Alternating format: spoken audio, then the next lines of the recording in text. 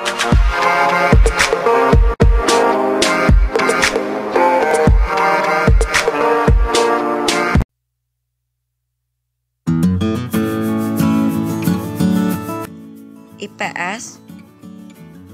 Singapura.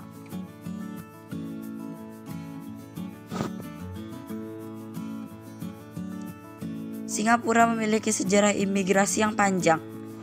Penduduknya yang beragam berjumlah kira-kira 6 juta jiwa.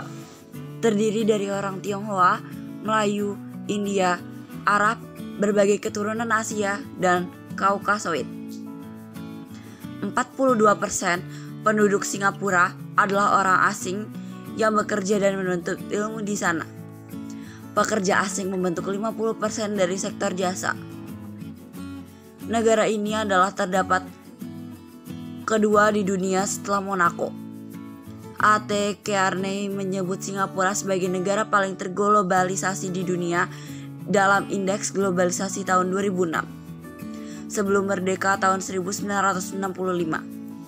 Singapura adalah pelabuhan dagang yang beragam dengan PDB per kapita $511 tertinggi ketiga di Asia Timur pada saat itu. Setelah merdeka, investasi asing langsung dan diusahakan pemerintah untuk industrialisasi berdasarkan rencana bekas Deputi Perdana Menteri Dr. Goh Keng Swee membentuk ekonomi Singapura saat ini.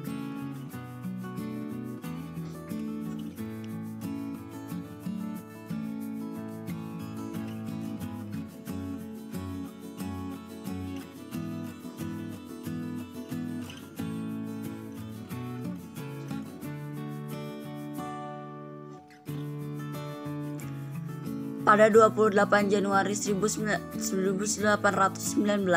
Thomas Stamford Raffles mendarat di pulau utama di Singapura.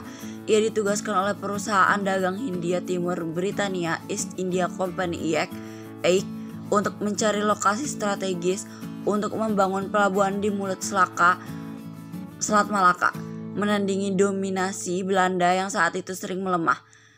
Seiring bertubi-tubi pergantian kekuasaan sejak bangkrutnya VOC, pendudukan Prancis hingga berdirinya Kerajaan Belanda.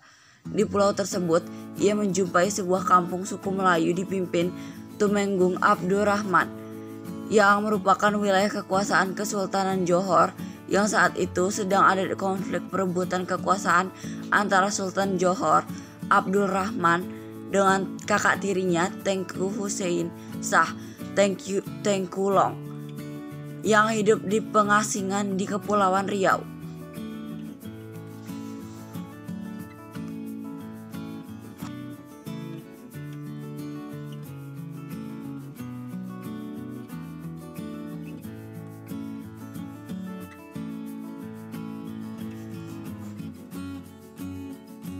Melihat peluang bagus, baik sebagai pos dagang strategis untuk kawasan Asia Tenggara maupun kesempatan untuk memperoleh dukungan dari penguasaan setempat, Raffles membujuk Tumenggung Abdul Rahman untuk menyelundupkan Rahman Tengku Hussein ke Singapura dan membantunya merebut haknya atas tahta Kesultanan Johor. Setelah bertemu Tengku Hussein, Raffles pun membuat kesepakatan bahwa Inggris, dalam hal ini EIC, bersedia membantu Tengku Hussein merebut tahta dan memberikan tunjangan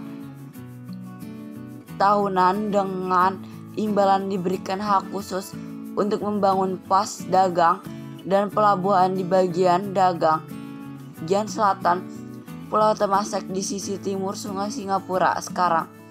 Kesempatan tersebut ditandatangani pada tanggal 6 Februari 1819. Setelah penandatanganan kesepakatan ini, Raffles pun memproklamirkan nama baru untuk bandar yang akan ia dirikan, yaitu Singapura.